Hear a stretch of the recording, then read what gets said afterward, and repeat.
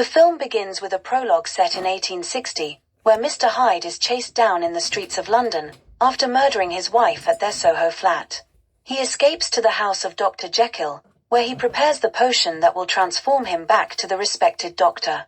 Unfortunately, the mob has already set the house ablaze.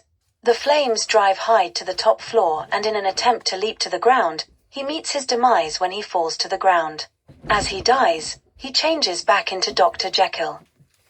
John Utterson and Dr. Lanyon, original characters from Stevenson's novel, mourn their unfortunate friend Dr. Jekyll, until Inspector Stoddard brings the two to the Soho flat, where Jekyll Hyde has left an orphan behind. Utterson agrees to adopt the young Jekyll, since he and his wife have not succeeded in having children. 30 years later, Edward Jekyll, now fiancé to Utterson's niece Lynn and a student of the Royal Academy of Sciences, is expelled from the academy because of his peculiar and unorthodox experiments.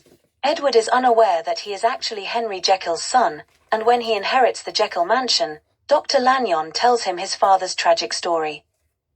Edward and Lynn move to the old Jekyll mansion for the preparations of their marriage, and soon, Edward feels unwelcome by his neighbors.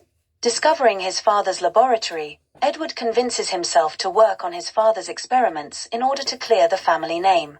He hires Michaels, Dr. Jekyll's old assistant, and begins researching.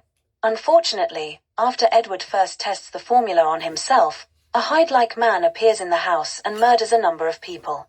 Edward is charged for the murders and, thought insane, is transferred to Dr. Lanyon's sanitarium where the murders continue.